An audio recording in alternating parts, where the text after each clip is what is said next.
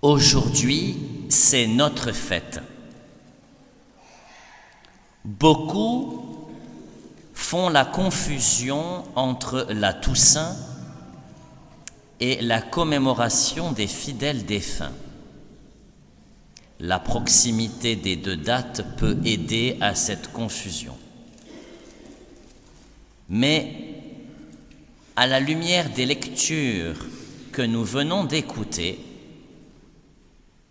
il nous faut absolument ouvrir tout ce que nous sommes pour nous laisser pénétrer de la lumière de la résurrection et vivre déjà ce que nous serons un jour pleinement, le peuple saint, peuple de lumière, fils de la lumière, appelé à vivre la sainteté déjà maintenant et jusqu'au bout. Lorsque Jésus gravit la montagne pour s'asseoir, il fait dans l'évangile de Matthieu son programme. Et c'est l'évangile que nous venons de lire aujourd'hui. Et son programme n'est rien d'autre qu'une bénédiction. Les Makarioi, les bienheureux, ont reçu une bénédiction de Dieu et d'être heureux. Les béatitudes qui s'égrènent au fur et à mesure du début du discours de Jésus viennent nous redire tout ce que nous sommes et tout ce que nous avons. Et nous pouvons prendre le temps dans un premier moment pour repérer dans ces 9 béatitudes celle qui a plutôt un rapport avec l'être et celle qui a un rapport avec l'avoir, ce que nous sommes et ce que nous avons. Et elles s'enchaînent en intercalant ces 2 verbes d'importance. Nous pouvons aussi méditer sur ces béatitudes en repérant à quelle partie de notre corps elles font référence. Un exemple, les pauvres d'esprit, c'est facile. Les miséricordieux, les entrailles, notre bas-ventre, la rahma, les rachamim, les entrailles, nos boyaux, nos intestins. C'est de là que part la miséricorde divine.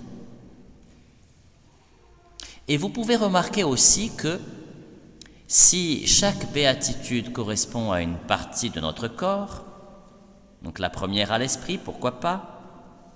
La deuxième aux yeux, pourquoi pas?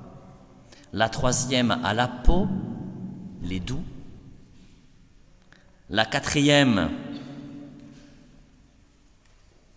à la bouche, faim et soif de justice.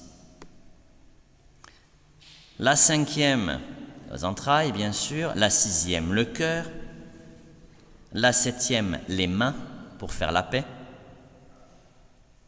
La huitième, le corps dans sa totalité, tout notre corps, les persécutés. Et la neuvième, qui est un peu une répétition de la huitième, c'est la totalité de notre être, y compris dans notre histoire, dans nos relations. Et comme par hasard, nous y revenons à ce que nous appelons le corps en langage hébraïque, c'est-à-dire le bachar. Décidément, ça revient souvent. Mais au-delà de notre corps dans sa totalité, chacune des béatitudes renvoie aussi à une réalité qui n'est pas aussi corporelle, mais qui relève plutôt de la pensée, ou qui relève d'une autre réalité supérieure à une réalité matérielle. Exemple, les pauvres d'esprit, ils obtiennent le royaume de Dieu. Attention, le royaume de Dieu. Bon, une réalité supérieure, mais que le corps aide à faire comprendre. Une autre plus facile, heureux ceux qui ont faim et soif de justice. Ça renvoie à une autre réalité.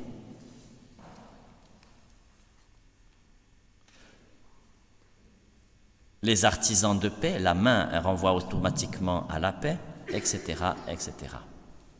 Nous pouvons ainsi contempler cette réalité de notre corps comme faisant partie intégrante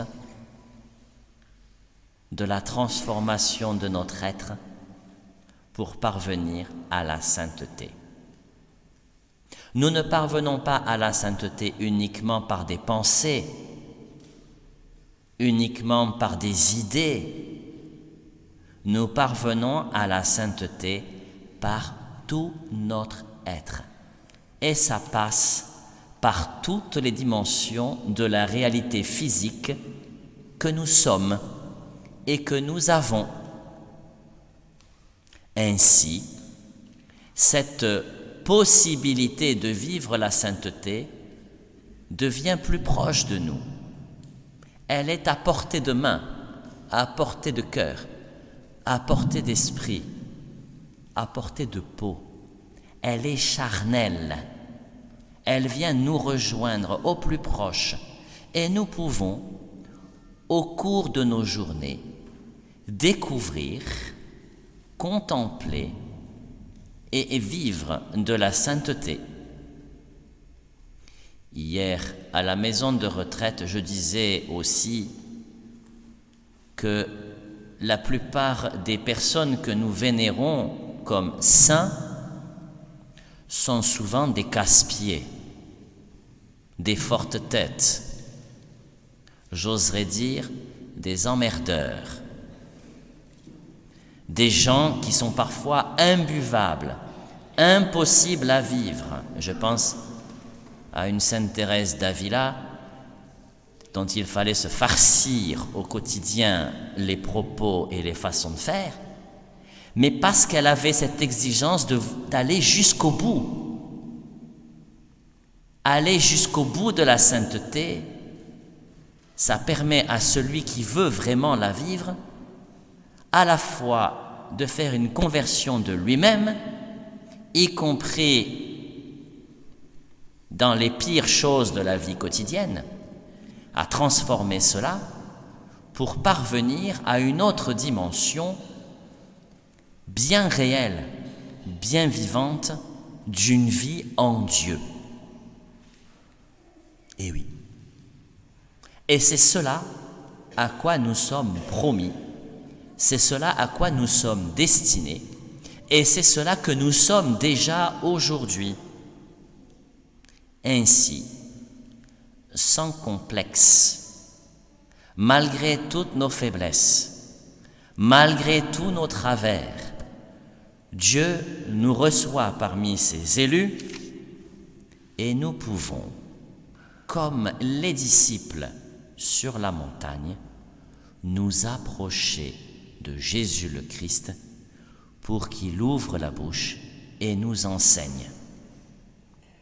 Parce que la sainteté, nous n'y parvenons pas tout seuls.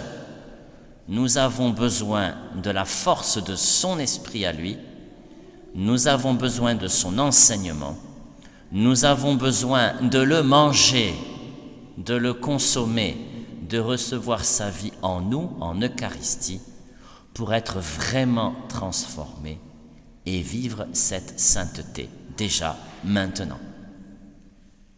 Alors, prions, croyons, espérons, vivons la charité pour pouvoir vivre aujourd'hui, non pas que pour nous, mais pour tous ceux qui nous entourent, cette sainteté-là.